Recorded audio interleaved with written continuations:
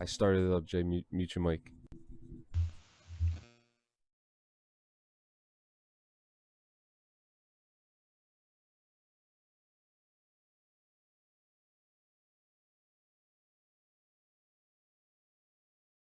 DD214 Gaming Podcast is for mature audiences only. Any videos, music, or entertainment not originating from DD214 Gaming is used and covered under Section 107 of the Copyright Act of 1976, also known as fair use. Opinions expressed are our own and do not represent any DoD or U.S. government entities as a whole. This podcast is for entertainment purposes only. Viewer and listener discretion is advised. You are no longer alone now because we have you.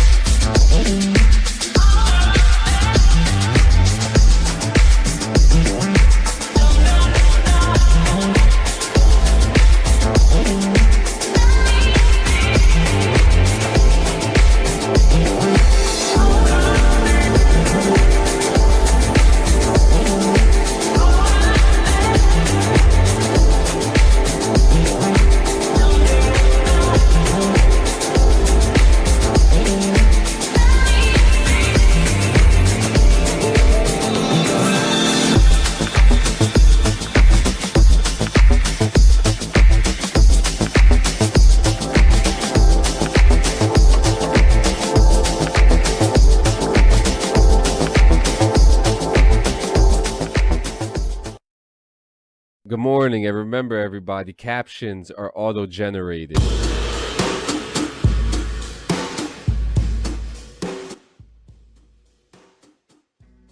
How's that volume, Jay? Oh, wait. Good morning. Good. How are you today? Good morning, my friend. What's going on, man? Dude, happy Sunday, brother. Happy Sunday. 168 hours away from Easter. What's going on, man? Oh, not much, man. Not much. Just kind of chilling. Just kind of doing my thing, dude. Yeah? You know what I mean? Like, yeah, just kind of hanging out, man. Freaking kind of just been doing the regular thing, grinding it out this week, dude. Working, freaking hanging out with the kids, hanging out with my old lady, dude. Like, You work any just living, games? man. You work any games this week? I did. I worked a couple Royals games. I did. They were okay. They were okay. Got on the field. I was on the field again. So, if any of you have ever done any security before and always daydreamed about watching your favorite baseball team from like directly from the field, you know, like you see on TV sometimes, well, that's me. I got your dream job. So yeah, I guess I'm doing okay. Like you always say, there was always another side after you get the DD214, my friend, isn't there? I think a lot of it comes down to just, you know, a lot of times it's when you have to make choices in life, right? And I don't want to get too deep and philosophical about this shit, but being that I just kind of fairly recently in life exited the Army, I think there is a lot of stuff that just doesn't get talked about, or it does get talked about, but a lot of it is lip service to what actually kind of goes on with a person when they exit military service, especially here in the United States. Yeah. It is a big transition, but Good morning, Joe Squillini. Hey, Joe, freaking good to have you, man. Good to have you, bud. And I want people to know, and Jason Gasses too. Good to see you, boss. Good to see you. Good morning, my brother. Good morning. I just wanted people to know that we still have a choice to make, and we have to choose to live. And it doesn't matter if you get to sit on the field watching a sporting event and get paid for it, in a job like mine, or if you're just doing like a regular kind of 9 to 5, going to the office and grind and, whatever, like it, we're making choices here, and we're choosing to move forward in life and choosing and seeking out the paths that are going to take us, down the road of solitude and comfort and healing in our respective worlds, right? So that's absolutely. It's kind of what I'm trying to do, man. Like I'm here in Kansas City. I'm surrounded by beautiful people. I'm surrounded by a very loving and very supportive family. So I'm trying to make good choices in not only my life but for the lives of the people around me, so that we can all just bask in the warmth of that big orange ball in the sky. You know, as spring has arrived and summer is right around the corner. So we want to have a good 2022, right? You know, I keep forgetting too that spring is like. Wait, did we pass spring already? Yeah, yeah. Spring is here, buddy. Spring happened in March. No, hey Jay, try speaking a little bit into your mic a little bit. Can you hear me? I can hear you. See, what's wrong? Is it cutting out? Like, oh yeah, what's the deal? on the broadcast, it's a little low. It's a little low. Let me see. Really? Is it the music? It might be the music. The music might be. Oh, he's just a little low. Actually, let me see if I can fix him. Fix him like he's broken. Jay's broken, guys. Uh-oh. I mean, if we're being real here, I've been broken for a lot longer than this podcast has been going on. So, you know, but that's okay. You know, I know. What's her name? What's that Evanescence singer? What is it? Amy Lee? Is that her? Okay, yeah. She had that song with that guy. Oh my God. You know what? Pantera had a song called "Broken" too, and it was a lot fucking better, and it made my dick a lot harder, and it gave me the will to like fucking punch my way through the. You have given me like nightmares right now because first off, that song ruined the fact that I even liked the band Seether anymore, because for some odd reason Seether decided, like, hey, I'm going to be part of this song. I think they got married after that too, if I remember correctly. I never in my whole life understood the idea behind a rock band. And right now we are talking specifically about rock and roll. We're not going into hip hop. I'm not going into gangster rap. Are you canceling happy hour again? Jenny McCarthy? You've been checking off to-dos more than checking in with friends. I know. What the fuck is This'll this? help. Thanks, Jenny McCarthy. What is? Are we friends now? Jenny McCarthy. What is this? Jenny? Your fucking stupid commercials playing on my fucking podcast. Yeah, I don't understand. More annoying than you were in the fucking 90s. You know what it is? Because I have these fucking these things up for our news stories, and now everything is just popping up all of a sudden. What in God's green earth is happening here? Anyways, it's wow.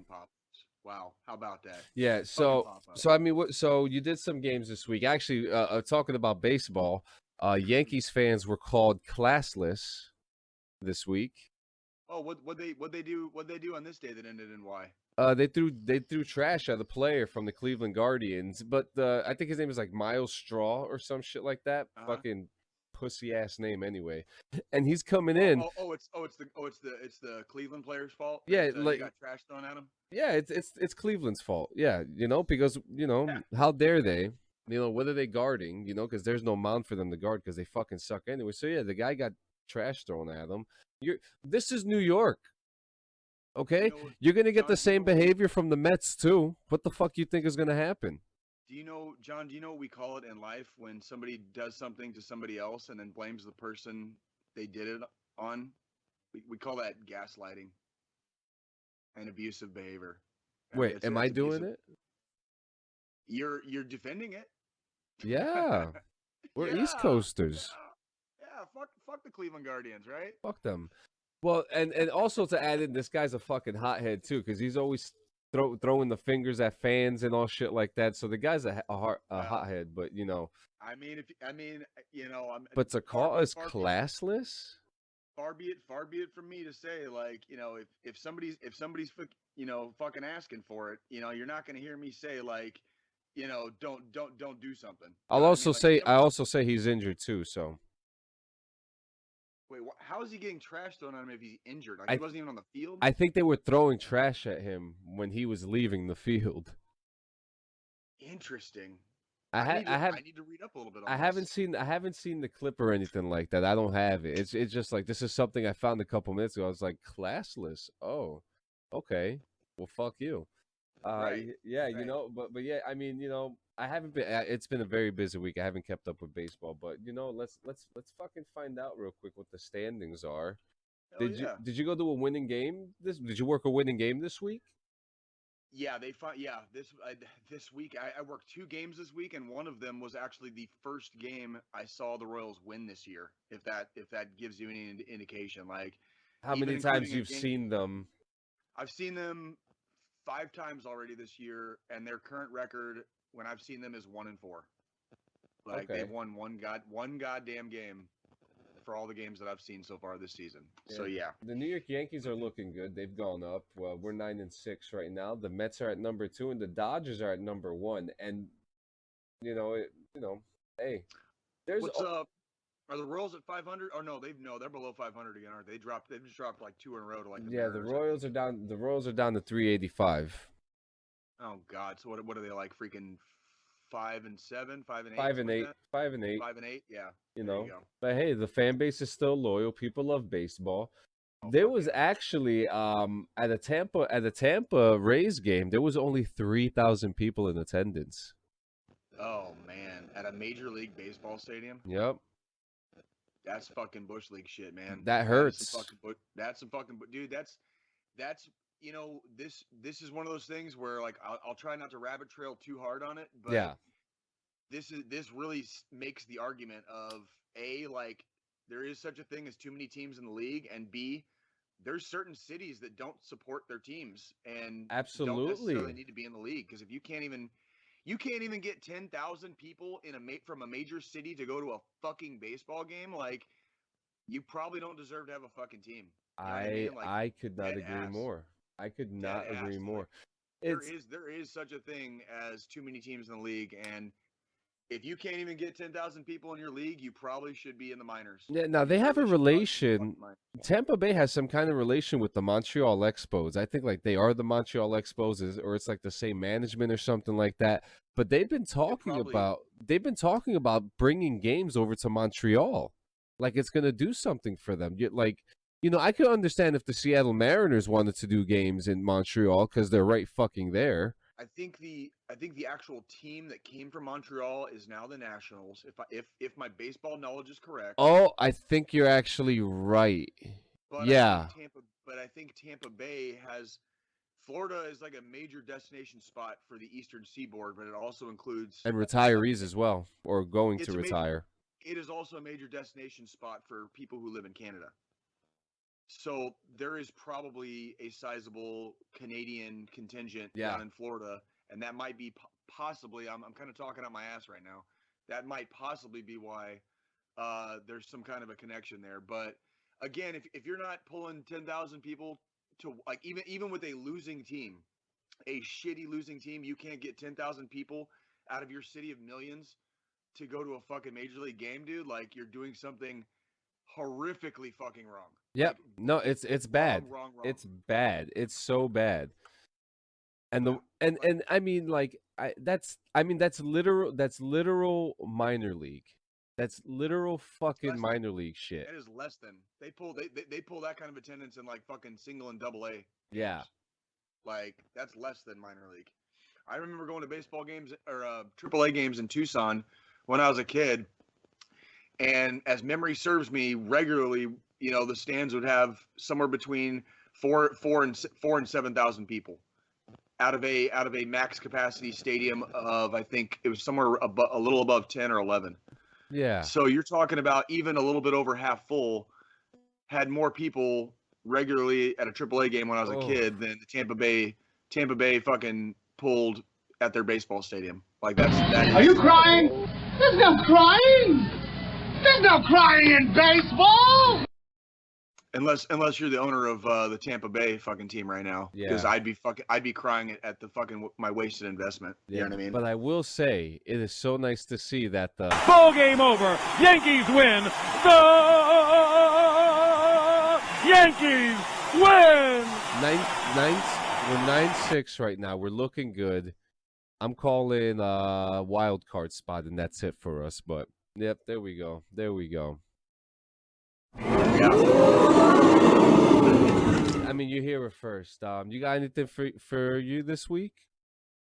Yeah, I mean, as far as like week in review, what I was gonna do this week, this all didn't happen this week, but kind of like we've kind of been slowly kind of like my weeks in review have been kind of trending towards my little 40-year-old Roadhouse fantasy that I'm kind of living out right now.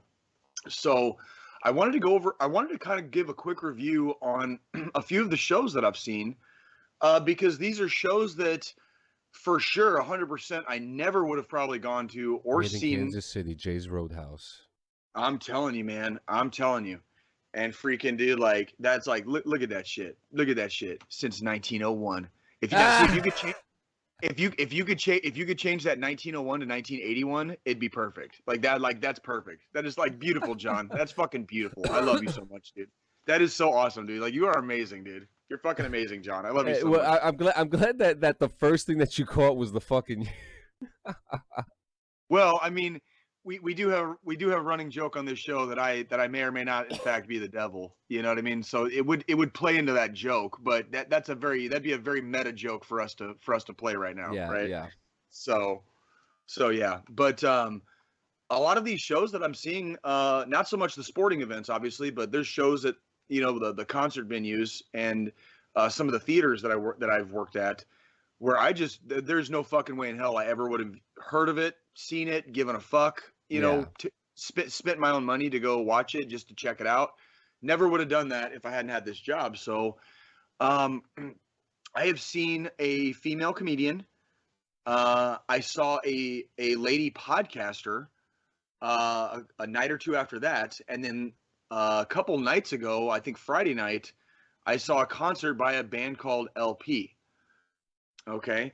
And all three of these shows, I'm kind of going to I'll keep the reviews trending towards the positive. So we're not going to go as far into whether or not I really, really, truly just in my heart of hearts, like really enjoyed it as a performance.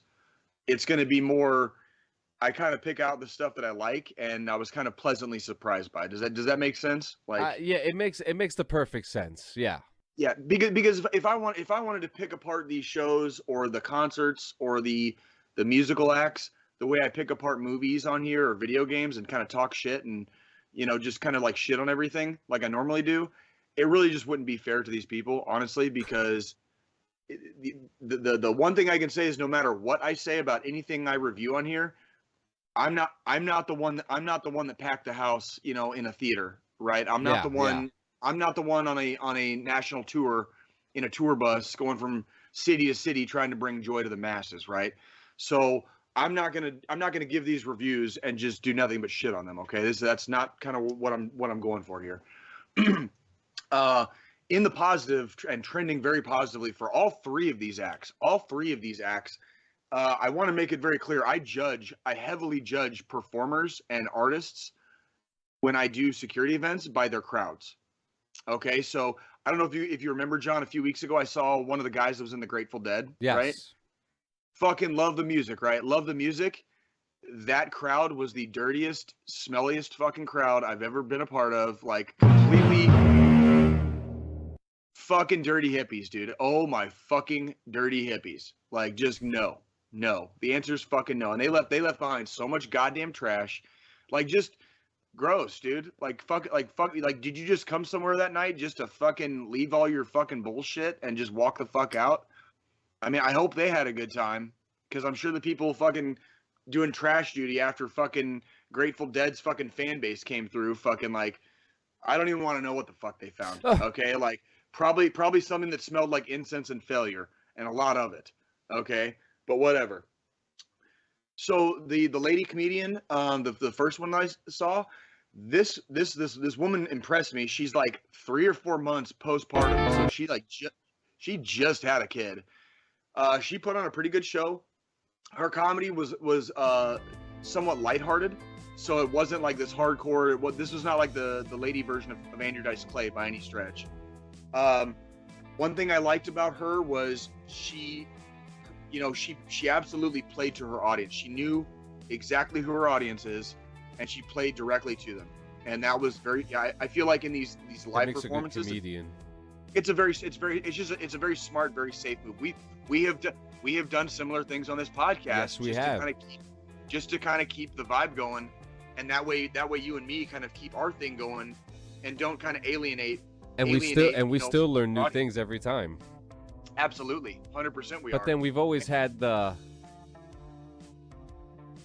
It was at this moment that he knew. It was at this moment that he knew. He fucked up. Oh yeah. We've had those moments too, and it's just like, because there have been times where I've had to, where you were probably thinking like, Daddy, chill. And there's sometimes where I was thinking maybe you should, Daddy, chill. it. right. You know, I hear that shit. I hear that shit all the time, every day, anyways, right? but the I thing need to is, fucking chill, right? we are men of a certain uniform, you know. You Yeah, know? we are. We hold fire very, very close to our hearts, and that fire burns very brightly. And that's what we do, man. We burn brightly here at DD214 Gaming. So yeah. We shine bright. But we shine bright like diamonds too. We do shine bright. Like nobody can steal our shine, man. That's like getting out of the army.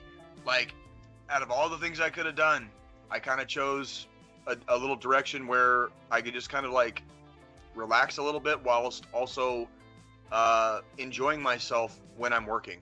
Yeah. You know what I mean? Like, which in a lot of ways is kind of comparable to your time in service, depending on what your MOS is.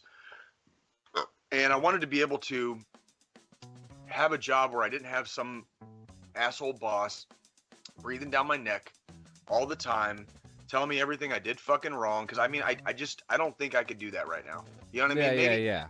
Maybe in a couple years, let me get into an actual, you know, what would you call like a job? You know, like we'll talk about that when I get like a job. If I'm making freaking, you know, barely above minimum wage, and some asshole is just taking his job way too fucking seriously, and he's in a fucking position, like in a supervisory position over me, and he starts taking it too seriously, I'm probably just not going to have that job very much longer. You know what I mean? Like, it's just not going to happen. But the security gig, man, is really working out for me. It really, really is. I like that. And I do too. Both the lady comedian, she did a really good job. She played to her crowd. The lady podcaster, oh my goodness, like very pleasantly surprised. Again, probably not necessarily my kind of comedy. Probably not the kind of person whose podcast I would probably listen to. Yeah. But she went on stage and she held that fucking audience captive for a fucking hour. That is where I'm going to say all props. Well played, well done, good fucking job. Like, I might not have sat there, you know, in my little security pose, you know, off in the wings, you know, like playing big tough guy right off to the side. Yeah. Like, I might not have necessarily enjoyed it the whole way through. But the fact that these two ladies packed the house, they packed the house at a theater here in downtown Kansas City. They held their audiences. They were both on stage for at least an hour, if not over an hour. Okay, and they both did a really, really good job. And so for that, I give the ladies much credit, dude, because they filled the stands to the point which on Friday, when I saw an actual fucking concert by an actual fucking band, the lady comedian and the lady podcaster / comedian both had bigger audiences in the crowd than the fucking band did on Friday. Holy shit. And you see podcasting touches people. That's why, you know, we're here. We're not here for the here comes the money.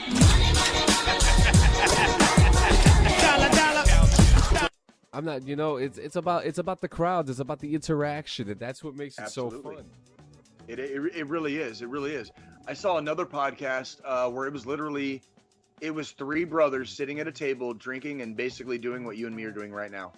And they got paid to sit on a stage and do it, John. And they basically filled that theater I worked at doing it. And there you go. Like I can't really talk too much shit, right? As far as the band was really good. I was actually kind of like fairly impressed with them. When I want to say, like, I want to go back to something. When I said I judge performers by their crowds, all of these crowds have been amazingly polite. For the two lady comedians and the podcaster and the podcasters and the freaking band last night, the LGBT community has been out in like full force for all of these events that I've seen. So I want to say, like, absolutely some of the most amazing crowds I've worked so far. Having worked baseball crowds, football crowds, big concert crowds, small concert crowds now. Like the communities that are coming out to these smaller venues, really, really polite, really amazing people. I've had people thank me at like when they're walking out just because I was fucking standing there. Like that, like that's really cool. That's really cool. And I definitely judge performers by their crowds. All of these performers that I've seen lately, I'm on a good run. Like, crowds have been polite. LGBT community has been well represented. Kansas City is fucking beautiful, man. Like, I'm in love with my city, dude. So, like, good job to all. And yeah, so that was Jay's Roadhouse for the week, Jay's right? Roadhouse. So, yeah. Hey, good morning, Chris Bear. Bear, How you doing today, Bear? Good to see you, big guy. It's actually funny that he comes in at this time, because so is it are you still doing what do you got left? Well, what do you got left?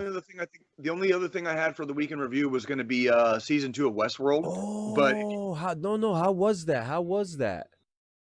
Okay, so we're still watching it. There's definitely been.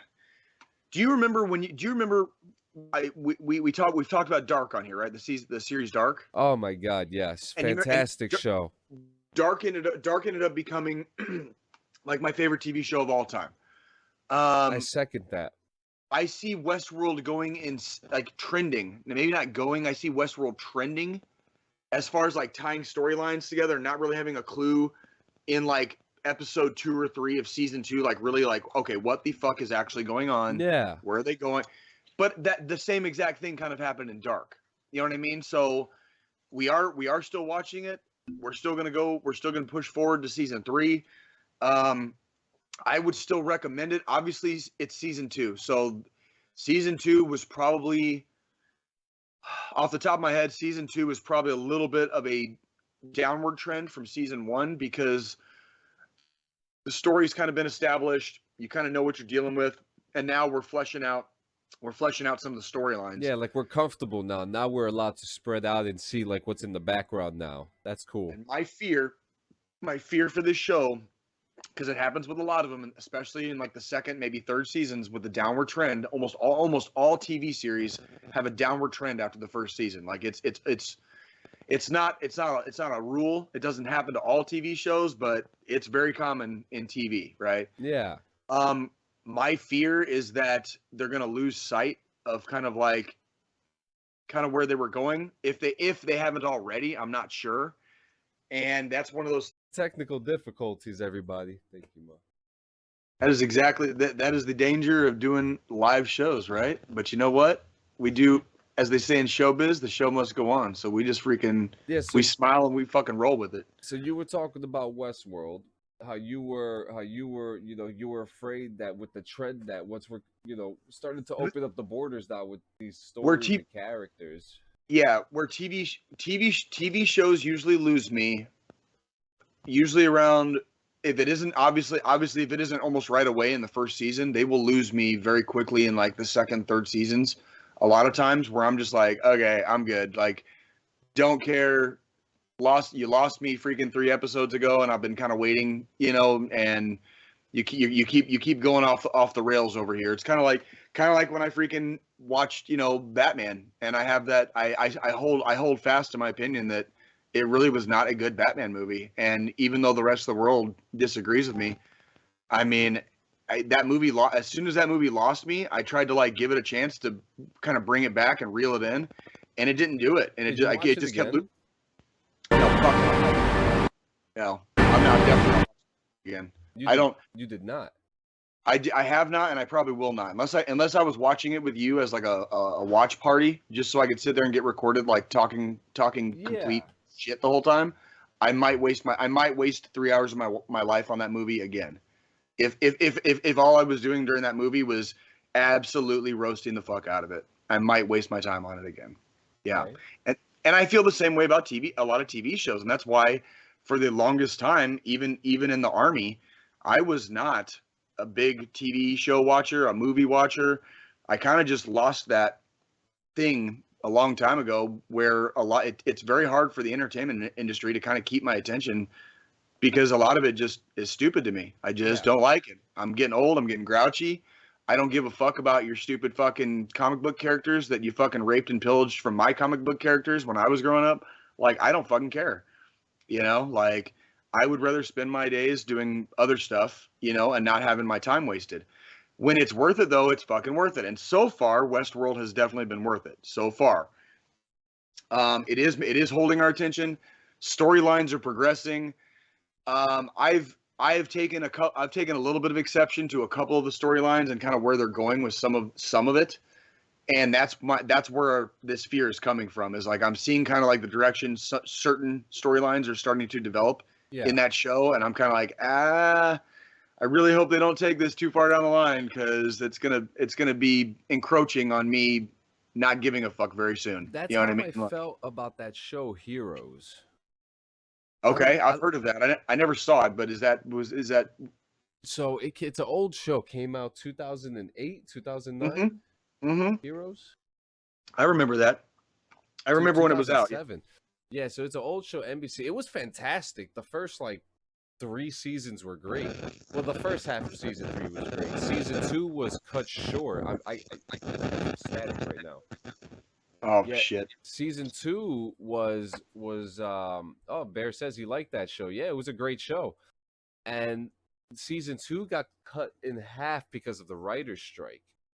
And a couple storylines happened. Season 3 happened, and it was called Villains.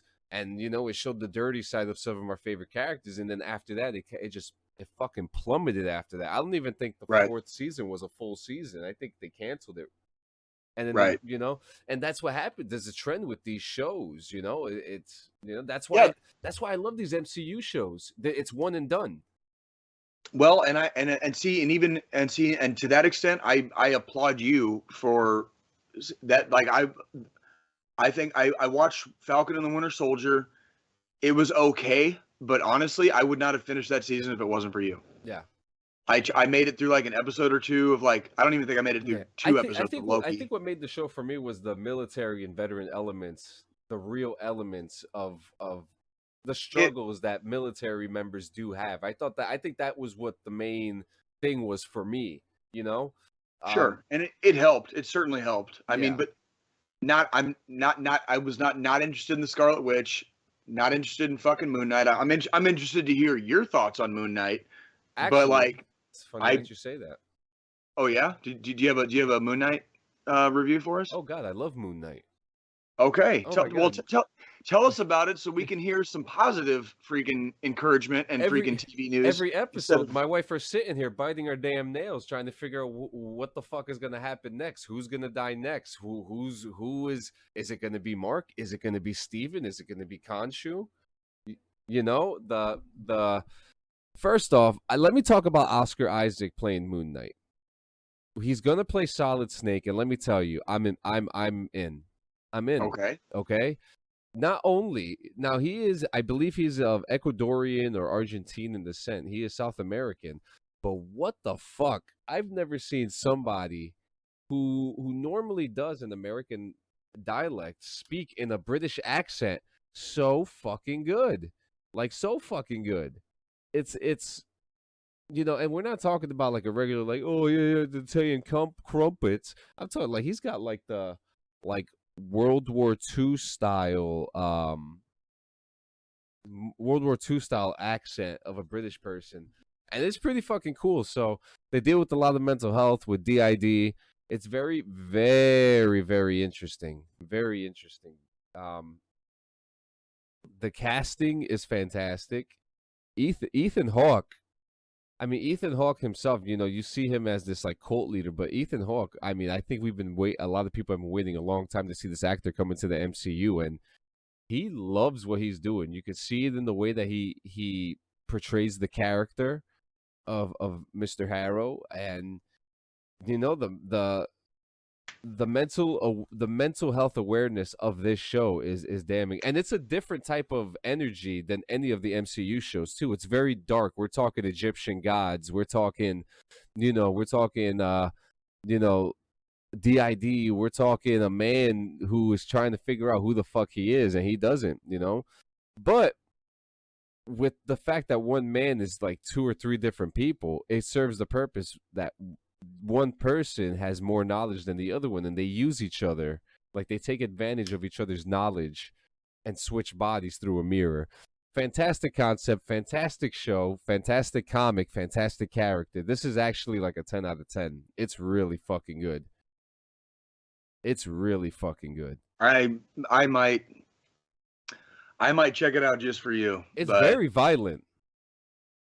I mean, we all know You like violence. I love sex and violence. I fit the fucking demographic. You know, like if you want to fucking pull me in, you know, like the TV show Spartacus, fucking loved it, dude. It was basically like softcore porn with fucking like fighting and blood and guts. You know, like I'm okay with that. I'm okay with that shit. I might check out Moon Knight just for you, John, but I already have a sinking feeling in my stomach that I'm gonna come away just a jaded and cynical asshole about it. And that's okay. I just don't want to ruin other people's fun. I'm not here when I give these bad, jaded, negative interviews about stuff that I fucking see and hate. It's really not. I want everybody to know it's not to ruin other people's fun. They really bring me that kind of a lack of joy in my life, and I feel like I've had my time and money and intelligence, insulted. Makes you so special. Wasted. You're a special type of human being. Definitely special. Being jaded is not a bad thing. It just, it's not necessarily a bad thing until you realize you don't remember even what you like anymore. Because nothing is fun. South Park did a whole fucking 2-part episode on this when Stan turned 10. Do you remember that shit? And it was like when he just got so like everything was a piece of shit. You know what I mean? And it's hot like take. I didn't watch South Park. That is well, a hot take. There are things out there that I do enjoy. There are TV shows I enjoy watching. There are movies that I enjoy watching.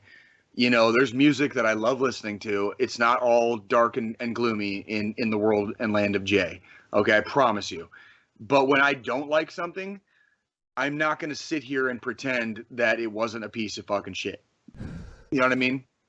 And that's kind of the difference of like, you are way more of a mega comic video game. Oh yeah. Everything fan than me, up to a certain extent with most of the things we discuss on this show. I'm not here to be your foil. You know what I mean? If I like it, I will tell you I fucking loved it and it was awesome. I'm not here just to be the counterbalance to you kind of being a fanboy and nerding out at all. Ben Davies, welcome from across the pond. Good homie. Evening, Ben. I hope Good you've evening, been well, Ben. dude. I hope Scotland, the brave, is doing well today. No, he's not Scotland, Scottish. He's not brave. Scottish. He's from England.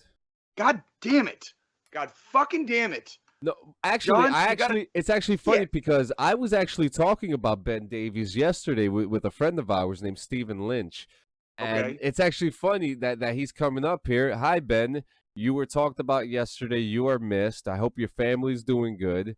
Absolutely. And I apologize. I apologize to my English brethren from across the pond that you're not Scottish. My apologies. My apologies. Listen, the one thing, don't ever call a Scottish man Irish because they will fucking lose their shit, yo. Don't call a Scot anything except a fucking Scot. A Scot, okay? yeah.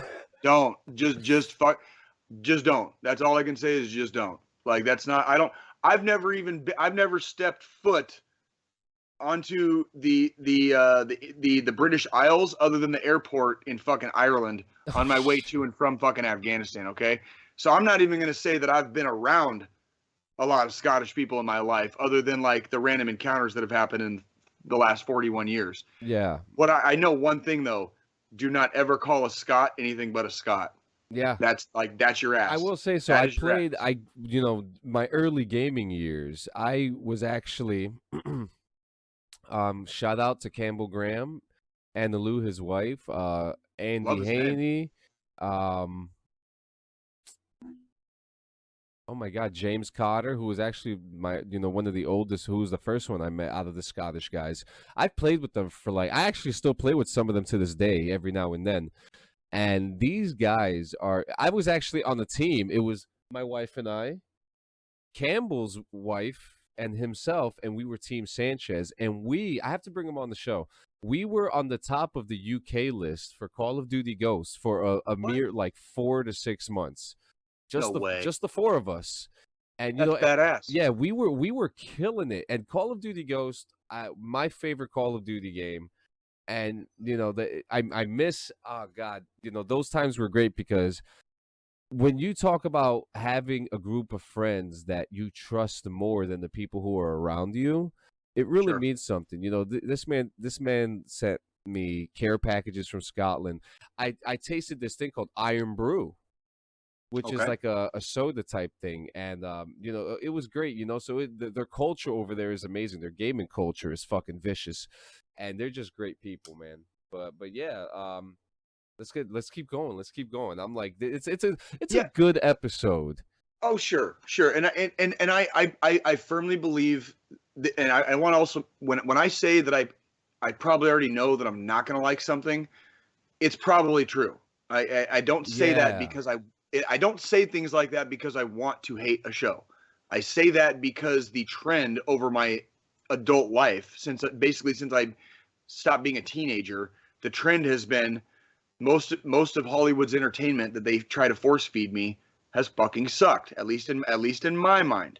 At least in my mind. So, well, Ben, we gotta. Okay, so we just wanted to make sure that we gave the Scots love because they got a lot of stuff going on up there right now. I know they're talking about another independence referendum. The Tories are fucking around over there. You know, like I believe it or not, Ben, I'm a little bit more plussed up on UK politics than you probably think I am, but I'm I'm also. actually impressed, Jay. Holy shit! Oh, I know.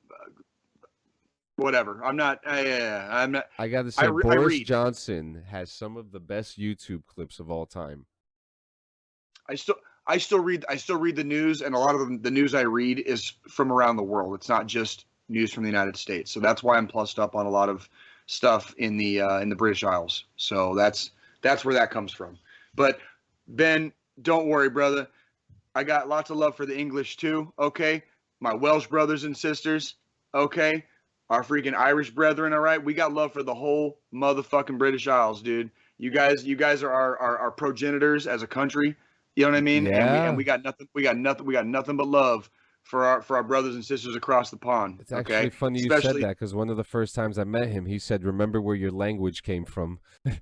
that's right. It's. I mean, it's the truth. I mean, it's that we wouldn't be where we're at. I'm not going to get into all the freaking historical stuff, the good and the bad and the ugly. It's just we wouldn't be here without the fucking United Kingdom. Okay, that's just let's not fucking call it something it's not. Okay, Yeah, like that's how our country started. Like it is what it is.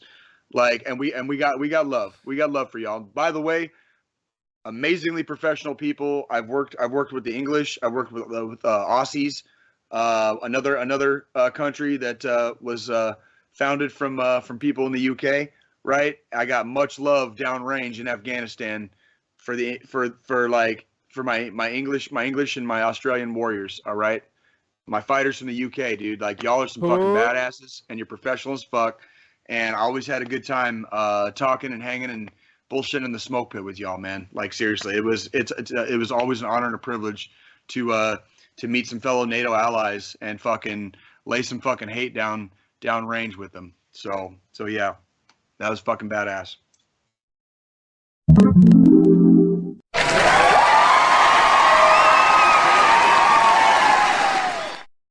Now that we've successfully stroked Ben Davies off for the evening, where were we at?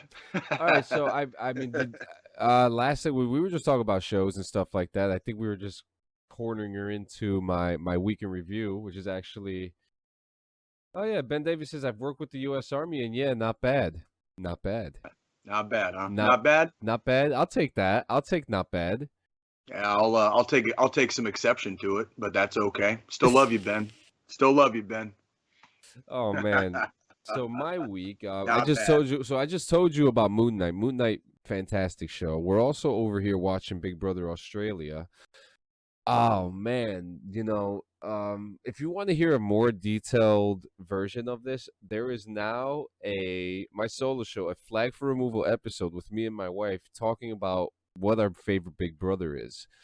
Okay. We talk about Canada, America, and Australia. I'll just say right now, I won't get into too much detail because you got to listen to the episodes to know what we're talking about. Australia is the best one. There's just something. It's a different concept. It's just very exciting. That we've been watching that, and it's just getting fucking crazy. It's getting crazy. Yeah. Other than that, have we watched anything else? I got a question for you. Have we watched anything else? Can you, Other than Moon John? Knight? Can you? Yeah. If you were standing, if you had a group of like, let's say like 20 people, and let's say like 9 of them spoke in an English accent, 9 of them spoke in like maybe a more like London accent, like a more London heavy, you know what I mean? Certain parts of London. Yeah. And then 9 of them were like Australian. And let's say like 2 of them were just kind of like somewhere random from like, but they spoke in like maybe like South African, maybe Okay. a South African like English accent. You know what I mean? Would you be able to tell who was from where just based off of their English accent? I could identify a Welsh accent. Okay. I could identify like a northern English accent, Okay. but that's about Australian. Australian gets a little tricky sometimes because I always get the Aussies mixed up with depending on what day of the week and how they're talking. I get them mixed up with Irish and Scottish accents. yeah, the Australian accent's very interesting because I've heard people talk straight like they're coming right out of the Abbey. You know what I mean? Right. And they're like Australian, and then you have like the full hardcore Australian accent. So the Australian ones are like hit or miss, Right. But I've had a hugely hard time picking apart the Australian accent because somebody's from Ireland. It's like I pick up on that shit like 10 seconds. I'm like, oh, dude, Ireland, what's up, dude? Same thing like certain London-esque accents. I'm like, fuck yeah, dude's from fucking England. What's up, homie? Yep. And then like an Aussie comes up and I'm like, are you Scottish? Are you? And they're like, nah, mate, Aussie. Now get out of here before I fucking knife you. Do you serve? And I'm like, do you all right, serve dude. the Queen? Yeah. Like, I basically offend them to the point where I'm gonna take a knife in the guts from a random Aussie. And by the way, this is not just the men. By the way, like the women over there will fucking beat my ass. Okay. Yeah. Right. Like this is Australia is its own. Australia is like, if you can imagine the state of Arizona, and if it was like a whole fucking country, right? That's fucking Australia. And I'm telling you right now, coming from a guy that grew up in Arizona, it scares me a little bit. It just fucking scares me. Like they're a different breed. They are a different breed of people. And they have so many different cultures over there too. Oh fuck yeah! And but the overall like Australian, the whole kit and caboodle in the bag, like they don't fuck around, dude. Like I got like they will call you a cunt to your face, dude. Like, and they don't give a fuck. You know what I mean? Like, no, this is true. And, right after they make you do that shoey. Yeah, you have to do a shoey. You have to do a shoey. Shoeys are mandatory. If it's not like a worn out shoe and stuff like that, then it's not a shoey. It's just not. You know what I mean? Like, I think I might have a shoe in here I can do a shoey in. Oh shit. We've never done a shoey. I've never done a shoey. You've never done you should do one with one of your combat boots. Ooh. Ooh. Oh shit. We need to freaking remember this for next week. I'll find something. Oh, I don't want to grab. I don't want to. to. I don't want to grab the first thing I find right now because reasons. Okay. But I will definitely. I'll find something that's applicable for use like next week. Okay. Like and do a shoey. All right. Oh man! So another thing that happened for me this week, I'm very big into like the Diamond Rocky RP. Shout out Diamond Rock. Yeah. I think Bear is still in here. He actually just sent me a message too when we had a technical difficulty. He was like, he sent me the eyeballs, and my last update with you is that I was a mechanic. I have moved on from being a mechanic, and now I am Weazel News. No way. Yeah. So do you want to see something pretty cool? Yeah, I would love to. Sure. So I'm actually gonna put this up. Actually, I will have it here so you can see it too. It's which screen or window? There we go. So yeah, so I am now the head of Weazel News. I couldn't be more excited, to be honest with you.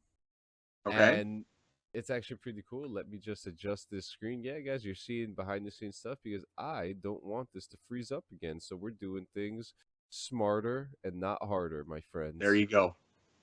I say word to the motherfucking streets. So if you want, have a good laugh. It's okay. That's what this is for. This is for Fuck yeah. content entertainment purposes only. I'm not going to show the whole thing because it's like 8 minutes long. But it's a nice little treat. And this is also like a thing for you guys that if you're on PC, come on over. This is my Weazel News broadcast. This is you in a role playing game giving the news. Is that correct? Yes. Is that what I'm? Okay. And I'm okay. using a green screen too, which is actually no way.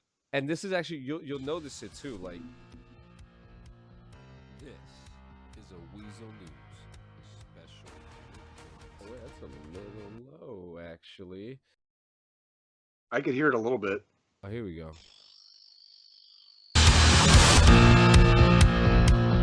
This is a Weazel News special.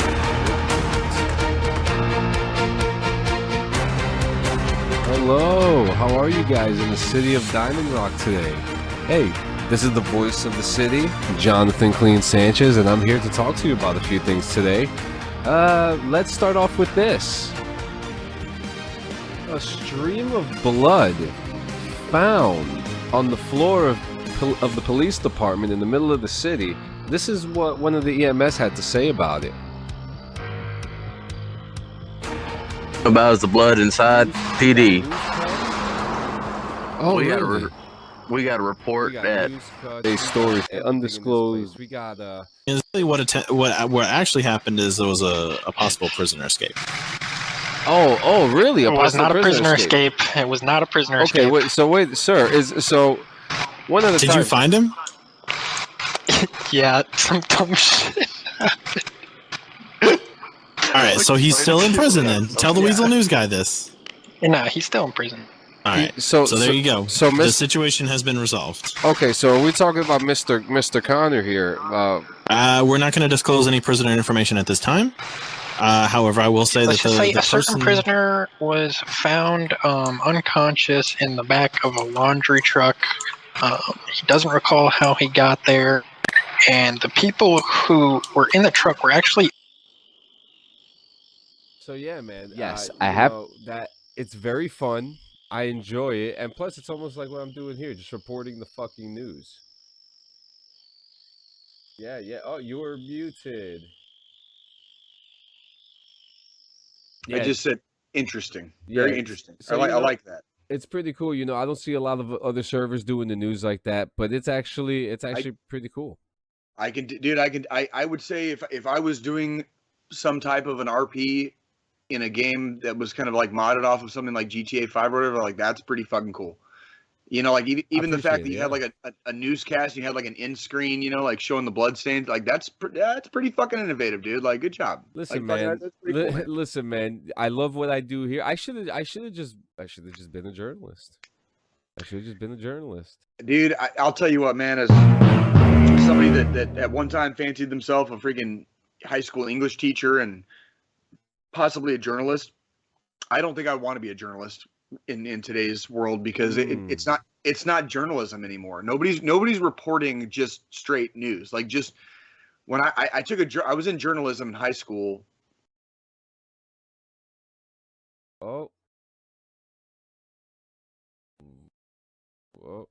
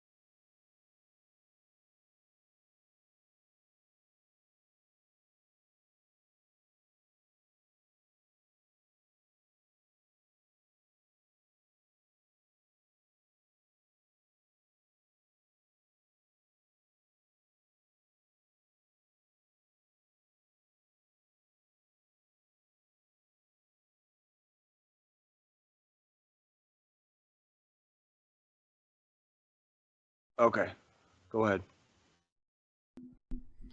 Wow, what a technical difficulty filled day, guys. My God.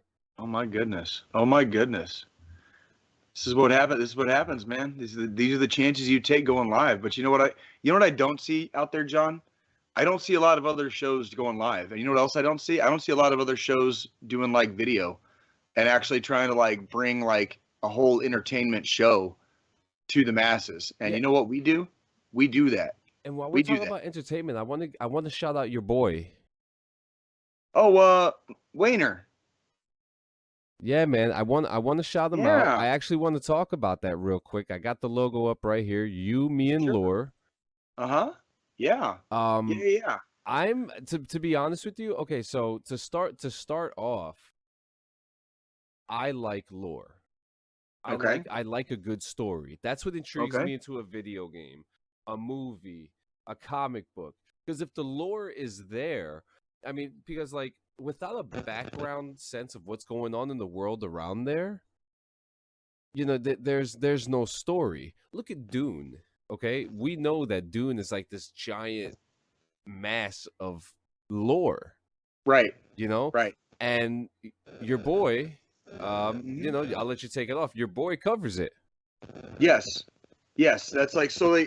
So this is a podcast. This gentleman and a couple of his friends.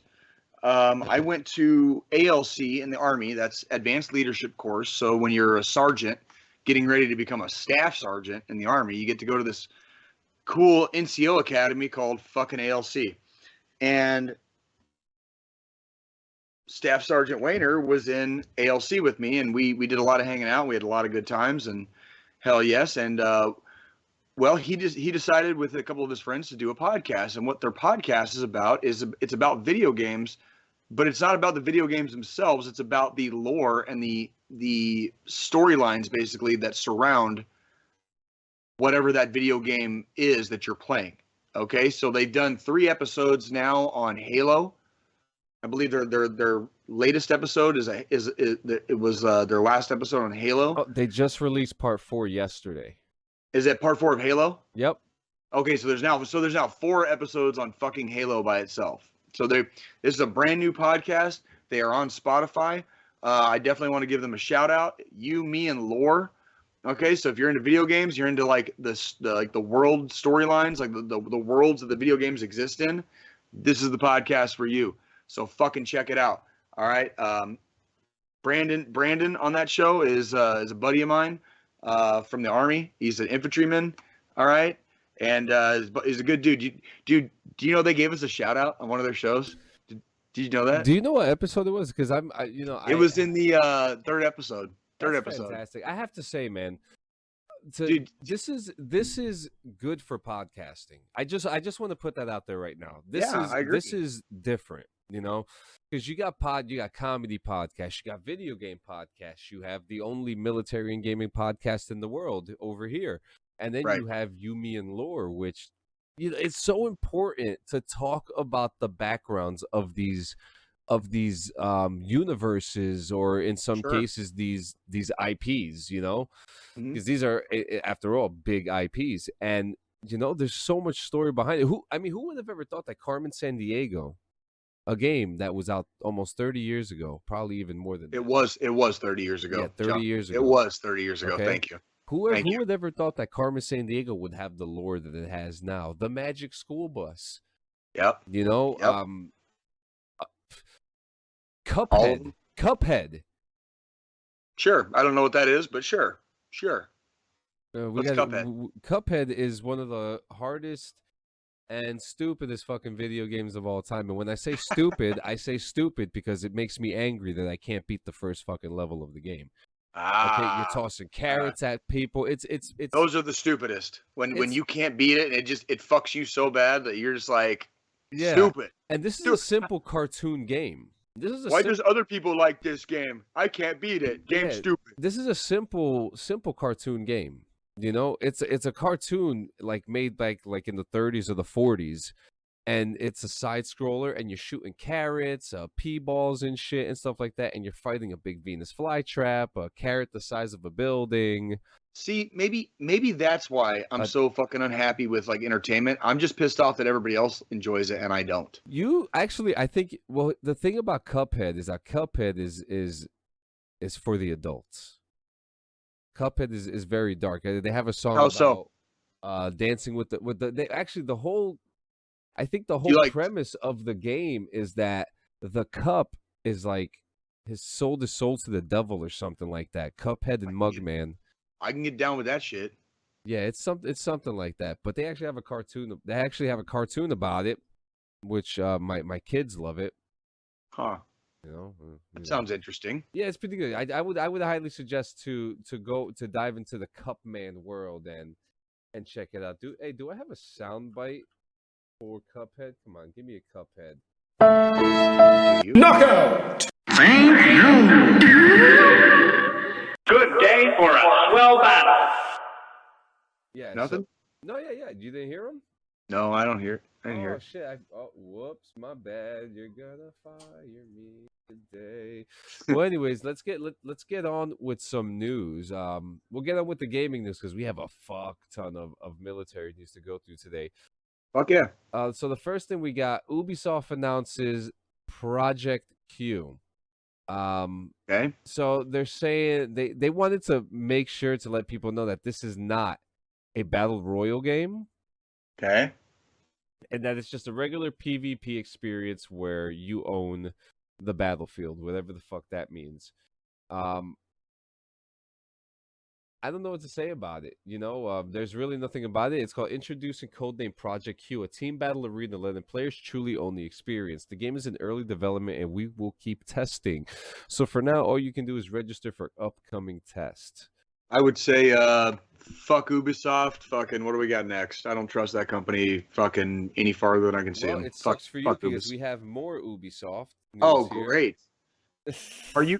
Is the next part of the Ubisoft news like news that you can give in about 30 seconds with me not here? So Daddy, chill. So that I can relieve myself. Well, this one actually be pretty quick. Actually, this one is just saying that the Ghost Recon franchise is being delayed because there's some internal problems there. There's some internal issues which resulted in games like Far Cry, Assassin's Creed getting pushed back. So you know, blah blah blah. Ubisoft is fucking failing. Big fucking surprise. The multinational corporate conglomerate is fucking failing you as the customer. Blah blah blah. What's next? What's next? Call of Duty Modern Warfare 2. Okay, what do we got for this? Playtesting starts next week, apparently. Are you gonna sign up for it? No, because it's only for a specific region. Okay. And I believe it's only a developer's test. So okay. That's all I have on that. Okay, good. So hopefully next week we should have some leaks. Maybe. You know, and another thing with Call of Duty, Warzone 2 is coming out. This may actually bring me back, and are we going to see Jay and John back in the battlefield? Is this something that may sound interesting to you, especially because Modern Warfare 2 sounds like a promise, okay? And Warzone 2 is rumored to have a South American feel in the favelas, in a foresty environment. So, I mean, this sounds good. I think I'm sick and tired of playing these godforsaken fucking World War II fucking games, you know, but you know, it's even got me yawning. So yep. And then so the next thing we have, and this is actually, you know what, I'll talk about the MetaQuest. The MetaQuest, which is actually it kind of actually upsets me, this whole scenario here, because I had just bought my MetaQuest just a couple weeks ago. You know, great old birthday present from the homie, the wife. And days later, I'm seeing boxes of it now being called the Meta. It's now just Meta, which is actually completely bonkers to me. How they went from having it called Oculus to Meta, because now all the boxes say Meta on it. But does it change what you got, or it just changes the brand? That's it. It's just the name. That's it. It's no longer Oculus, which kind of upsets me, because Man, how do I? I don't understand. I just don't. I think I'm just getting old. I think I'm just getting old. I don't. Everybody wants everything to be a brand or a goddamn tattoo or something that people can like wear a t-shirt of, or it's just so fucking fake. Yeah. Well. Fuck. Yeah. Well. Fuck Anyways, me. here's some exciting news for the MetaQuest VR that's about to come out. First and foremost, the NFL Pro Era is the first officially licensed VR NFL game, and it will let you take your favorite team to the Super Bowl as a quarterback. Okay. Okay. Okay.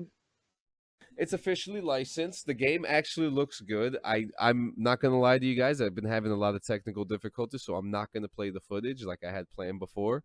I don't need any more fucking hiccups from this goddamn technology bullshit. So I'm gonna talk to you about it.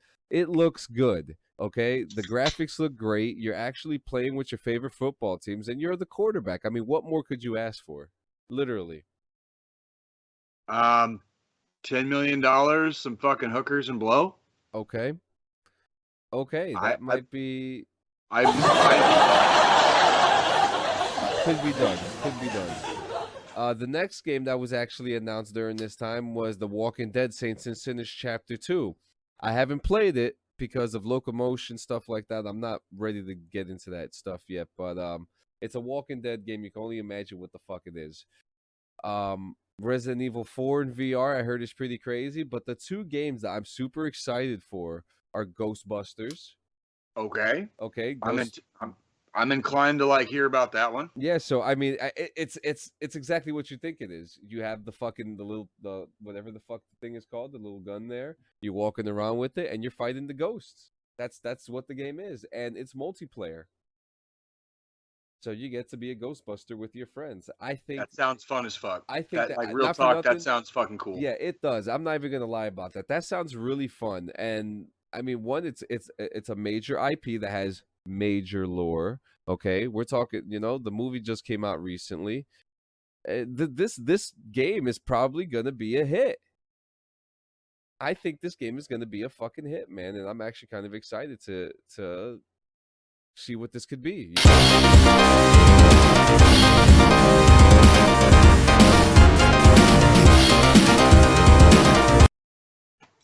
Now, the most hyped game that was talked about is Among Us in VR.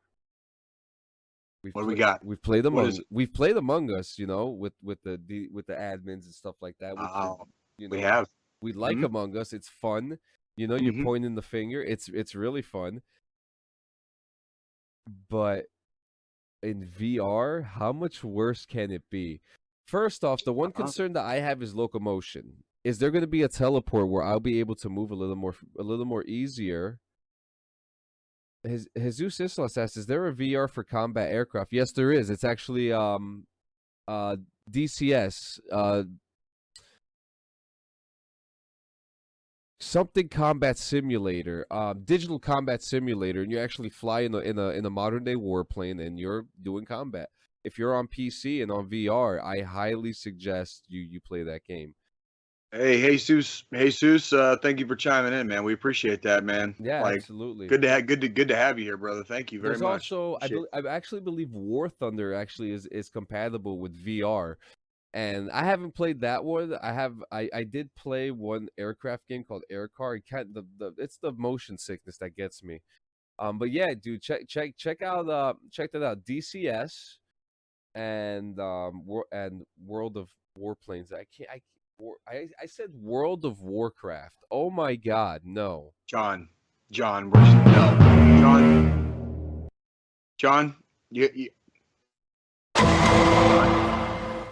Yeah, I was gonna say, like, you need to hold your hand out like this right now. Just hold your hand out. Okay, stop. No. Okay, no. Next, we have. I think I'm going to be the only one excited about this one. All right. What you got? I think I'm going to be the only one excited about this one. There are 8 Star Wars game. Wait, is it set? It's like 7 or 8.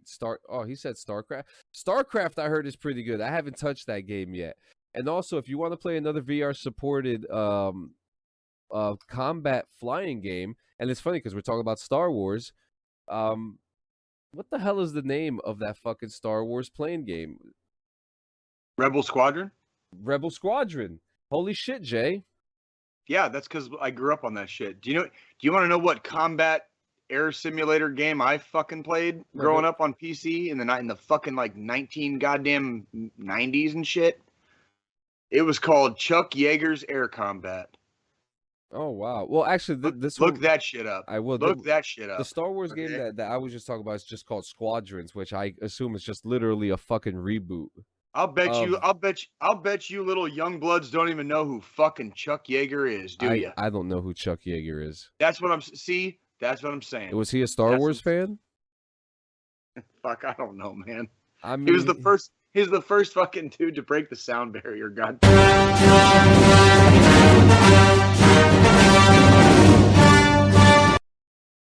If you don't know who Chuck Yeager is, dude, I got nothing for you. Okay, hey, listen, like man, that, it ends right there. Listen, the only sound I know about is THX sound, which was provided there in the Star Wars movie. So that's where we're going here. All right. Now we have. I'm going to tell you right now. It looks like 7 of them. 1, 2, 3, 4, 5, 6, 7. Yep, 7 Star Wars games. Oh, fucking boy. More oversaturation of the market. I can't wait to not play all fucking 7 of them. Like I probably wasn't going to play all 7 of them anyway. John, tell me which ones you actually give a fuck about out of those 7, please. Star Wars Hunters, I'm not too excited about. That's being made by Zynga. That's a free-to-play multiplayer game for Nintendo Switch and mobile devices. I don't know. It seems like it's going to be a shooter. I don't know. Star Wars Fallen Order sequel. I'm heavily excited for that game. I'm also excited to possibly see that this game may be connected to the Obi-Wan series that's about to come out next month for Disney Plus. And this has Dominic Monaghan, who was in Shameless. He was also the Joker in Gotham. He was fantastic as Cal Kestis in this game. Who did he play in Shameless? I didn't realize that guy was in Shameless. Who did he play in Shameless? What was his name? Ian. Which brother was he? Brother was he? He was the redhead brother who joined the army. Okay. Yeah. Okay. Who had his boyfriend Mickey, Mickey was the troublemaker. Oh my god, I know more about this show than I thought. Well, they were both troublemakers, okay? They were both troublemakers. Yeah.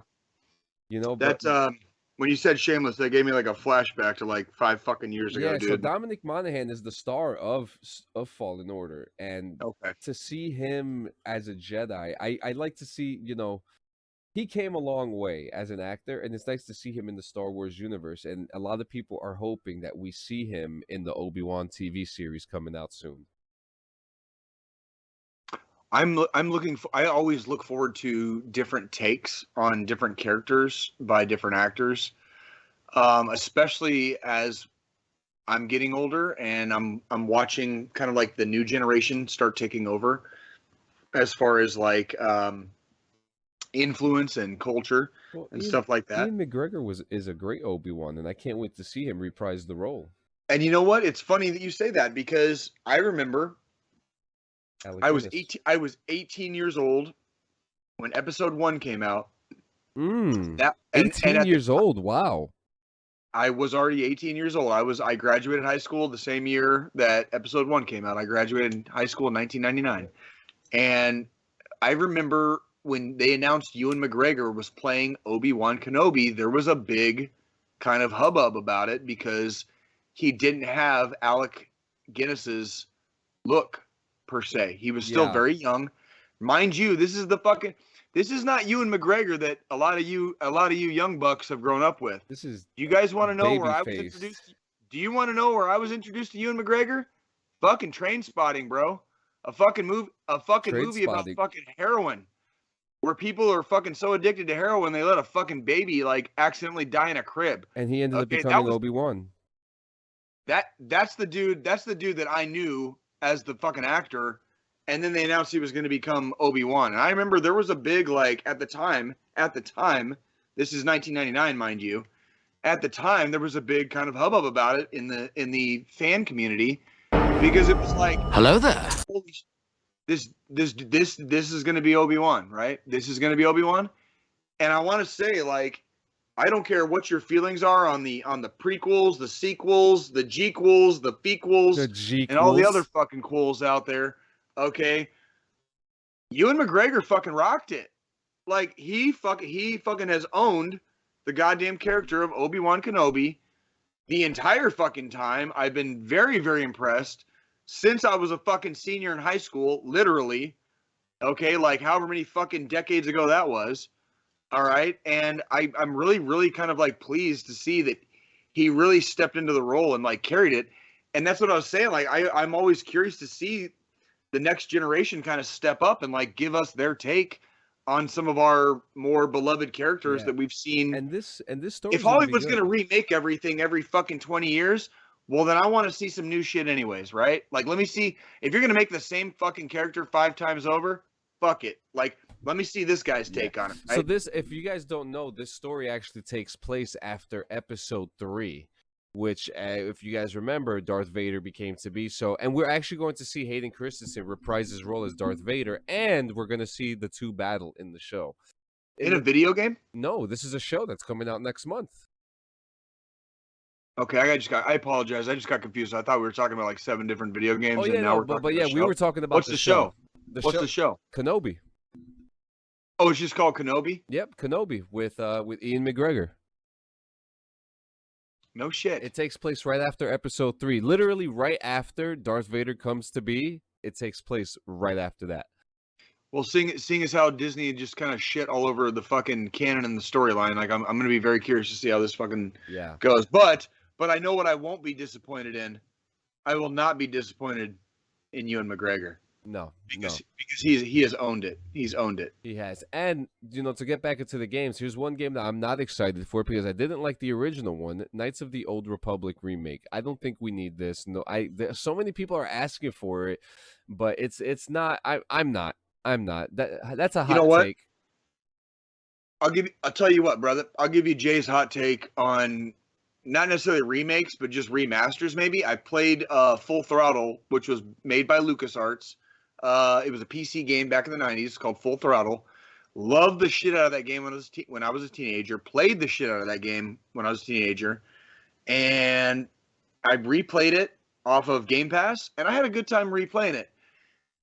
But that's all I really had a good time with it for. It was just the nostalgia factor more than anything. Does that make sense? Absolutely. Like, I wasn't necessarily replaying it to get a better experience out of the game itself. I was replaying it to just go back through the levels and kind of just re-explore a world that I spent a lot of hours in, as a young man. And that's kind of like, that's what I did. Does that make sense? Yes. So it's I'm not excited for this. The next one, I agree with you. The next one was Star Wars Eclipse. There's really not too much about this except that it takes place in the High Republic era, which I'm actually super excited for because we're talking about 200 years before the Phantom Menace. So I'm curious to see what that's about. Ubisoft is working on an untitled open-world Star Wars game. There's literally not much about this, but it will be an original Star Wars adventure that is different from anything that has been done before. An untitled Star Wars first-person shooter and strategy game. But if we're talking first-person shooter, we need Battlefront 3. I think that's what we want because Battlefront 2 does not work anymore. It is unplayable. Give us Battlefront 3. If that's what this is, that's what I'd like to see. And the last one is probably one of the most anticipated ones. What used to be called Star Wars 1313 was the story about the Mandalorian bounty hunter. That game was canceled and it's back to life, and it's coming back from Visceral Games. It takes Jabba the Hutt's supposed to be in it and stuff like that, and and if you guys don't know, make sure you play Lego Star Wars right now. And now, while we're here, we're done.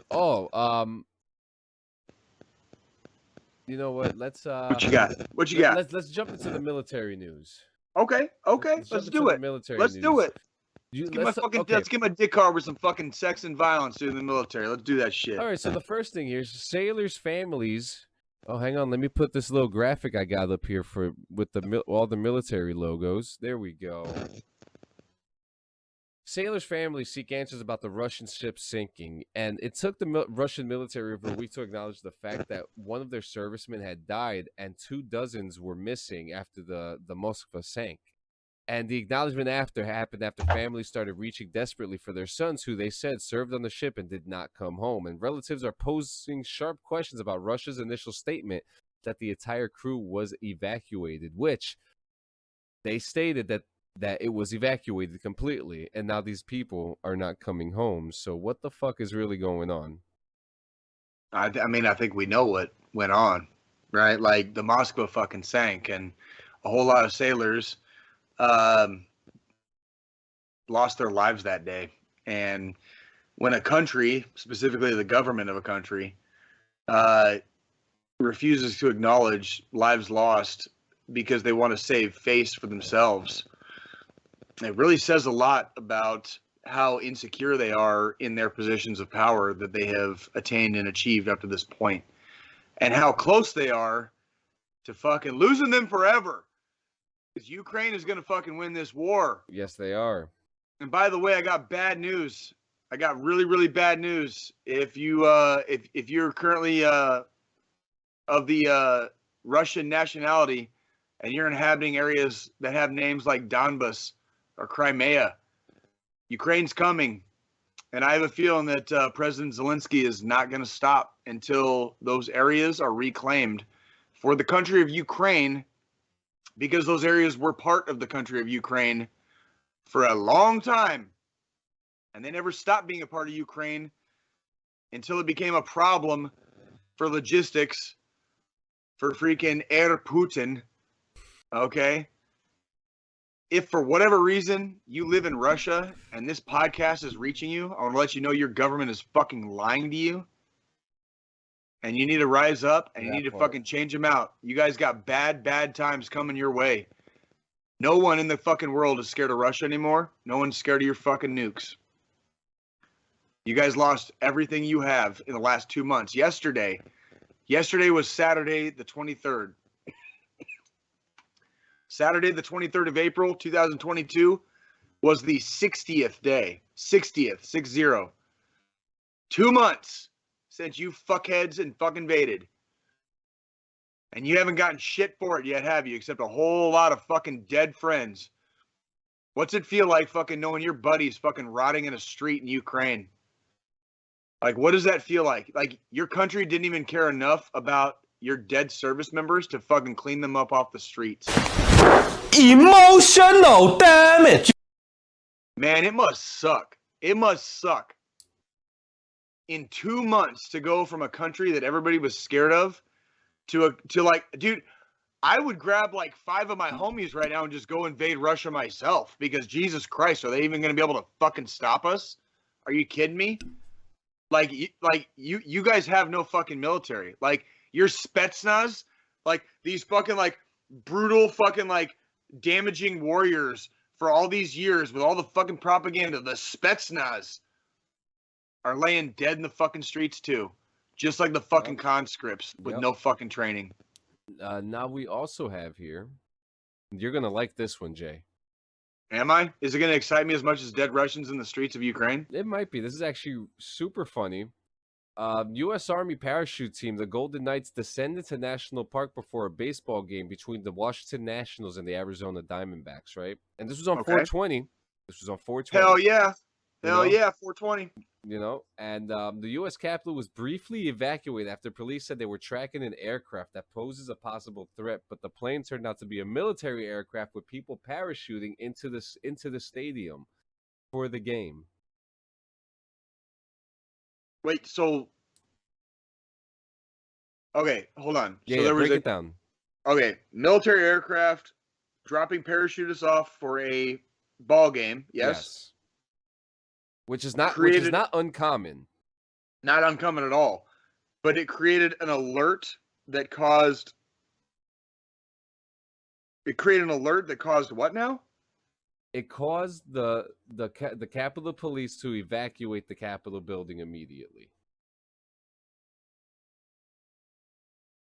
You're telling me that the fucking people at the Capitol didn't know there was going to be a military plane dropping parachutes off into a Washington Nationals game? Yes. And the Federal Aviation Administration acknowledged on Friday that it failed to alert the Capitol Police about Oh the my jump. fucking boring. Ladies and gentlemen, this is the problem with fucking bureaucracy. So for all the shit that I can talk about fucking Russia right now and all their fucking dead soldiers fucking stretched out in Ukrainian broad daylight pushing up fucking sunflowers with all the seeds in their pockets.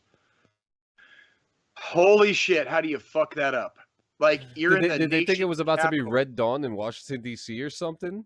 We're in the fucking nation's capital with the baseball team, and you got, I'm assuming, was it the Black Knights? Is that the Army's parachute? It was the Black Knights, yep. Black Knights, okay. The Golden Knights. Excuse me, Golden Knights. You're right. Excuse me, I fucked that up. Their colors are black and gold. Their colors are black. Yeah. The Golden Knights. Excuse me, Golden Knights. You're telling me a world-renowned parachuting team, i.e., the Golden Knights from the United States Army, were parachuting in to a public Major League Baseball stadium / event, i.e., baseball game, and it caused an evacuation of the Capitol. Is that what I'm? Yes, that's exactly what happened. And the FAA has said, we deeply regret that we contributed to a precautionary evacuation of the Capitol complex and apologize for the disruption and feared experience for those who work there. We are taking immediate steps to ensure that we always coordinate well in advance with other agencies to avoid confusion over future aviation events in the Washington, D.C. area. Do you want to know what I just heard when you read all that? We fucked up. We are deeply grateful that this was not the flagship of one of our carriers and carrier strike force groups in the Navy, like the Russians, because this kind of a logistical failure is completely common with the system that we use right now, because bureaucracy adds 15 layers of red tape and 14 flaming hoops for you to jump through before you can actually let anybody know anything. Maybe we should unfuck ourselves and actually act like we're capable in the ways that we are. And for fucking the FAA to make a mistake like this, post 9/11 era America. Thank you. Yeah. You know, it's to make a mistake like that is very poor on them. And you're still making motherfuckers take their shoes off in airports. Yeah. And you didn't know the fucking United States Army Golden Knights parachuting team was parachuting from a military plane into a baseball stadium to the point that you had to evacuate people because you got fucking scared. Unfuck yourself. Unfucking fuck yourself. That is such a horrific failure of fucking logistics.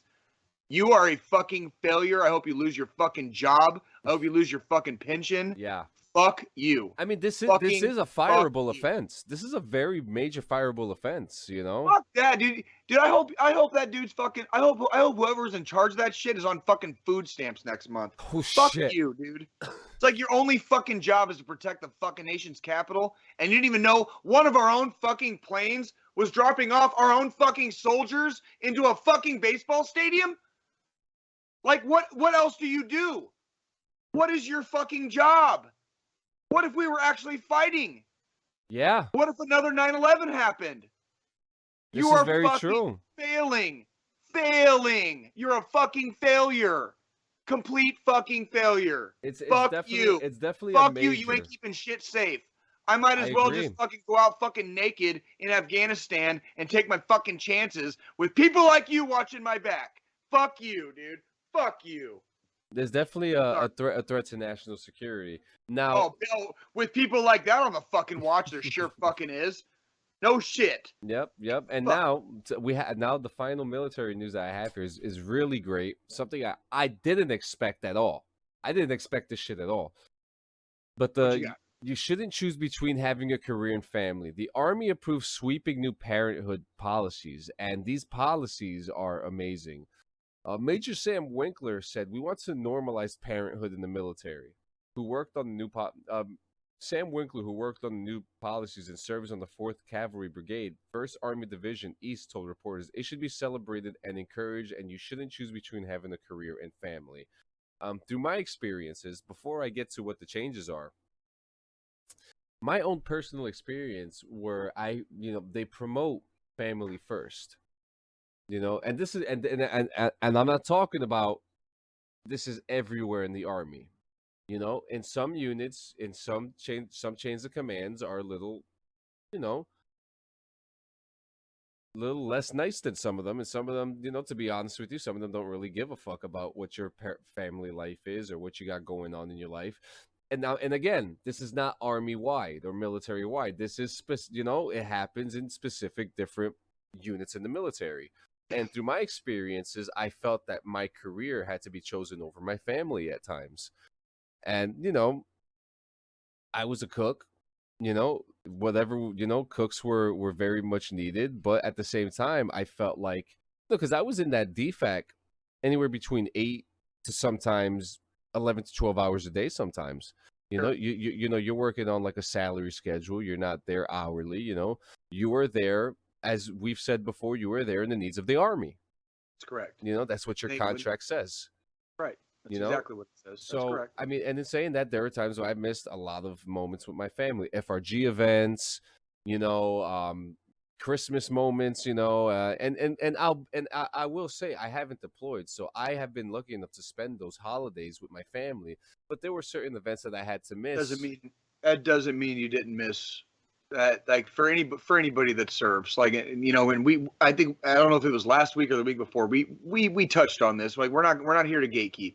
We're not. Yeah. We're not. John, you didn't deploy. I did. Like big fucking deal. Yeah. Like are we still friends? Do we still love each other as homies? Like, okay, we're so like each other's assholes off every 168 hours. Oh my God, can you imagine, dude? Can you imagine if we were like in person, dude? It would just be like a game.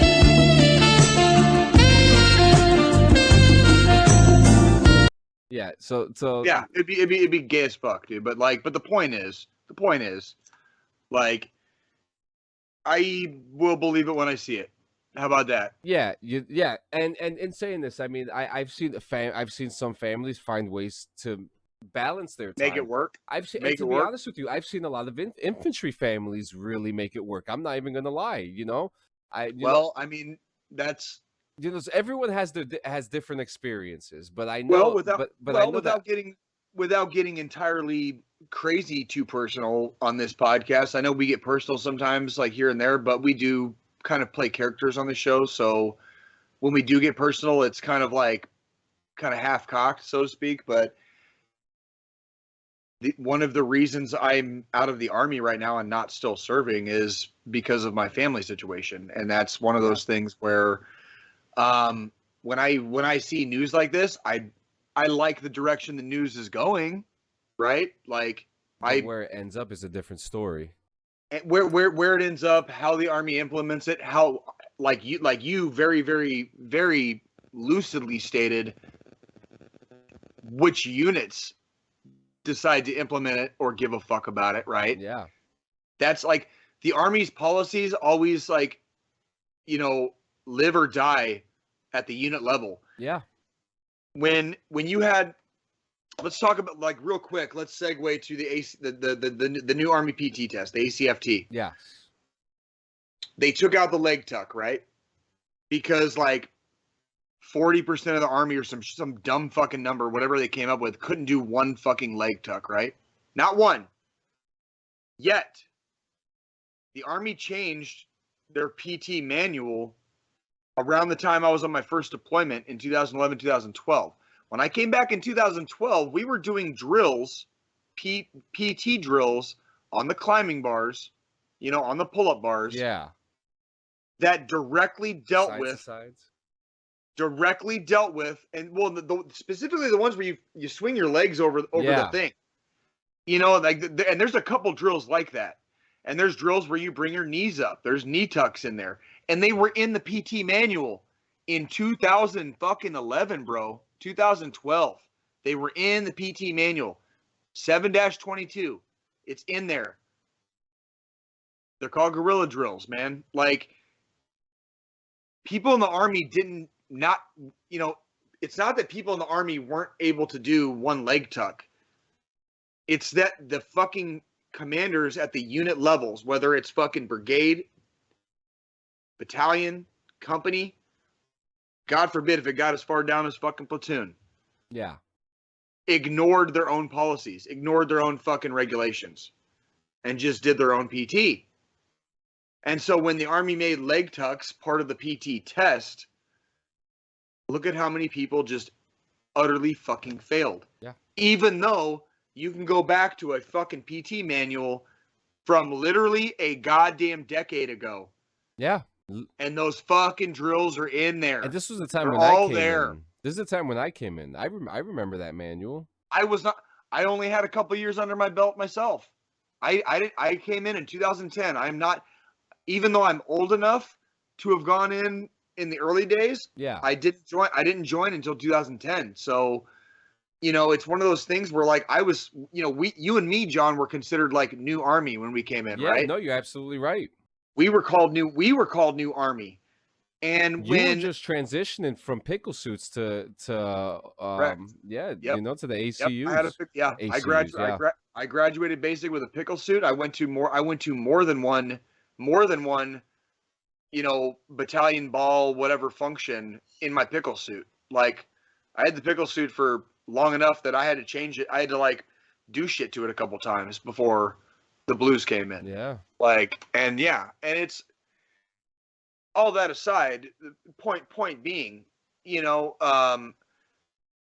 you don't follow your own regulations and policy, or you give your local commanders enough leeway that they can just flat out ignore stuff, no shit, you're going to have a fucking problem like 10 years later when you're like, well, here's this part of the PT test. Well, why can't anybody do it? It's been in the fucking reg for 10 years. Oh, but wait, we gave the fucking local commanders power to fucking just say, fuck you, we're not doing that for PT today for the last 10 years. Well, no shit, everybody in the fucking Army failed. No fucking shit. Again, with the bureaucracy, the red tape, the flaming hoops, blah, blah, blah, blah. What's next, John? Yeah. Well, we're still in the same story. Like, I would like to see. So I've said in my experience that some units, some of your chain of command, they promote family first, but sometimes it doesn't happen all the time. But again, you are contracted for the needs of the Army. That's correct. But what it says here, to ensure at least one parent is home with their child, all soldiers who give birth are excused for 1 year after delivery from all duty that exceeds one normal duty day. That covers deployments, field training, including combat training center rotations, any training events away from a soldier's home station, and temporary duties. The 1 year deferment from long-term duties to non-birth parents as necessary in soldiers undergoing fertility treatment according to the Army's new policy. And soldiers still lactating and breastfeeding after a year will be granted an extension to be excused from deployments and training events where lactation accommodations cannot be guaranteed. Let me tell you something, John. I got out of the Army last October. Like, I'm dipping my toes into the waters of the civilian world, man.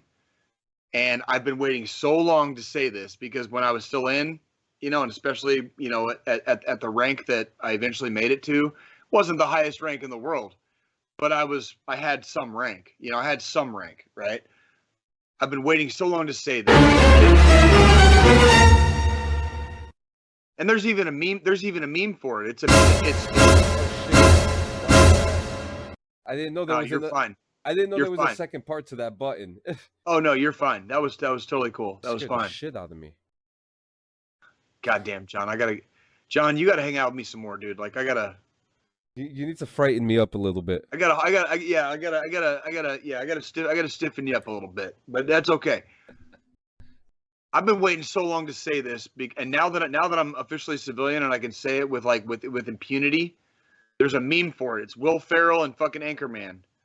And when I hear you say what the Army wants to do with this shit and what the soldier are supposed to be allowed to do, I'm just gonna hold up a fucking pencil and say, I don't fucking believe you. I don't believe you. I don't believe you. I don't believe you. I don't believe you. I'll fucking believe it when I fucking see. I'm from fucking Missouri. Show me, motherfucker. I don't believe you. That's like I have never seen even in the best units that I was in during my time, my almost 12 years. Goddamn, 2 different MOSs, multiple different units, multiple different battalions.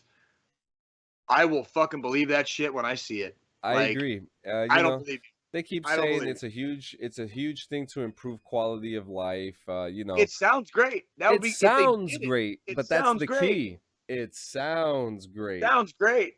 Sounds great. I don't believe you. I don't fucking believe you. Yep. You're gonna fuck it. You're gonna fuck it up. You're gonna fuck it up, Army. Yeah, man, and yeah, man, that's it for today, man. We're gonna throw out the shout outs real quick, guys. Make sure you fucking check out You, Me, and Lore. I know I'm gonna be going to work. I had a 4-day weekend this weekend, so I was doing a lot of listening. A lot of new stuff. I actually rode a bike for the first time in 10 years the other day too, which no way, dude. How was that? My ass hurts. All good, man. My fucking all ass good. hurts, but big shout out to them. Thank you for the shout out. You're gonna suck me into your show because I'm a slut for lore. That's one. Good. So, I hope you enjoy it, and I really do. Like, I'm looking like Wayne, me and Brandon, like, and there was a couple of other guys, and we'll probably get into that next week when we have Brandon on as a guest next week, but. Me and Brandon spent 45 days together at Fort Benning, and that's how we know each other. And Fort Benning, home of the infantry, huh? So me and him, like, we have a little bit of history, and in person it was not a lot of history. But what happens to me, and what's happened with the advent of social media, and as I've grown older, is I love watching people from afar. And Brandon is such a genuine individual, and he is such a bad motherfucker, dude.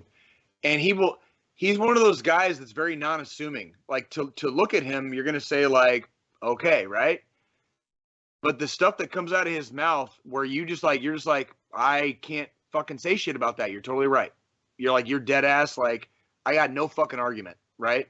The shit that comes out of this dude's mouth, dude, like, it's spot on. He's extremely intelligent. He's very, very lucid, extremely lucid, and he will, as is in true fashion with anybody that wears a blue cord. I fucking hope, because if it's not, you need to take the motherfucker off. In true keeping with fucking the wearers of the blue cord, he'll fucking tell you, like, right to your face, like, nah, dude, that's not fucking how it is. No, and let me tell you how it is, and how it's gonna be, right?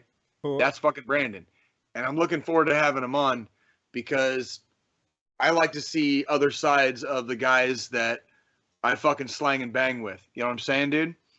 And spending 45 days, a month and a half of my life drinking fucking Yingling and fucking howling at the moon with this cat, dude. Like, when I saw he had a podcast, dude, I was like, no fucking way. I was like, checking it out. And I was like, oh, and it's about fucking video games. Oh, here we are. And not only is it about video games, it's about fucking the lore behind the world you're playing the video game in. It's not even some fucking bullshit like, like, everybody's got a video game podcast. We got a video game podcast, right? What are they doing differently, right? And they immediately answered the question with, they're going into the lore. The lore. And that's what fucking, I was like, dude, that's my boy right there. That's the dude I fucking drank a 6-pack of Yingling for 45 nights straight with. That's the guy right there. I love That's him. And I'm so proud. I've been so proud watching him from afar, over these ensuing several years since then, and watching him, like, just culture and develop into this, like, massive fucking badass, with a dick that fucking, like, drags fucking 8 feet behind him. You know what I mean? When he walks down hallways. You know what I'm saying, dude? Like, that's the Brandon I fucking know and love. And I will say, I'm excited to pick his brain to see what some of his favorite lores are. And fuck yes, because that's something. That's, I mean, like I said earlier, lores are important. Lores are important in the story. That's how you bring these characters. I mean, shit. I have lore in my head for a own story that I wrote in my head like 10 years ago that doesn't even exist. You know what I mean? Oh yeah, for sure, You for know, sure, but absolutely. before we say, Goodbye. I just want to give a big shout out, you, me, and Lore, the Paleo Giant, 80s Babies Gaming, Blaze Online. Check out the Norse Mandalorian. Check out Diamond Rock RP. Check out 5M servers. Fucking check out your deli down the block, even if they charge you $6 for a gallon of milk. Today is my final thought today. And It is. the one thing that I like about doing these final thoughts is that we never go by a script. We go by a format, but we never go by a script. So I think it's important to tell, we may stumble on our words sometimes, but at least you know that the things that we're saying are coming from the heart. You know? And speaking from the heart is something that we need to learn how to do to each other. I just had myself an experience where someone I was playing video games with, me and him are no longer talking because, they want to mix reality with fantasy. And, and that's not cool, and, you have to learn how to speak to people through the heart and not learn how to take it up the ass sometimes, because that could lead to dangerous things. That could lead to a whirlwind of internal emotions on both parties. Sure. On both parties. And, apologies can be made, and sometimes people don't compromise, and sometimes people do. But what I'm trying to say is don't push the envelope. Be there for your friends, but don't force yourself on them. Because, yes, we talk about always talk to your friends, give them a call. But one thing that we should always keep in mind, too, that some people don't like to be pushed. And when they're ready to talk, they're ready to talk. And 100%. and we're going through, and it's not a different theme, guys. It's the same theme, but different tactics. Because having you need a different tactic for a different set of person. I may handle you differently than I handle our friend Joe. Which actually I forgot to ask you something. I'll ask it next week, and yeah. I may, we may handle, one person. We handle people differently, and you have to know the limits of how to handle that person before you drive them off the deep end. That's correct. That is correct, and because it's so easy to forget sometimes that everybody is dealing with their own shit. We get so wrapped up inside our own little bowl full of spaghetti inside of our heads that we forget. This person I'm seeing, and that person I'm seeing, and this person that I love, and this person that is like my husband, my wife, my significant other, my whatever, also has all of these goddamn feelings, and they have their own goddamn bowl full of spaghetti up here too. Like, we forget that other people have their own entire fucking worlds going on. Like, imagine how you feel at any given moment in your own head right now, and multiply that by like 7.9 fucking billion people, right? Like, everybody else has the same shit. Like, as much as we are unique and individual snowflakes in this world, we're also fucking like one in a big giant fucking pot, and we're all the fucking same, right? So go ahead, John. I apologize. No, of course. It's always good to have that input because it's true.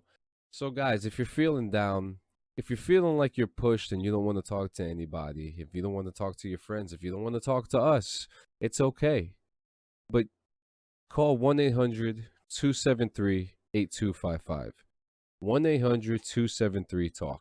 Okay, you could go on google.com and you could call them from your browser. You could chat with them from your browser. You could text them. There's different ways to go about it. I have like hair coming like touching my nose and it's tickling me. I'm so sorry. And this is a very serious situation, guys. The number is still 22 a day, and it's only up to us to bring it down. Jay, every 168 hours, it's always a pleasure, man. Thank you once again for coming by. Thank you for those who came by. Every week you guys are the best. And yeah, can't wait for the next episode. We're gonna have Brandon from Me, You, and Lore on next week.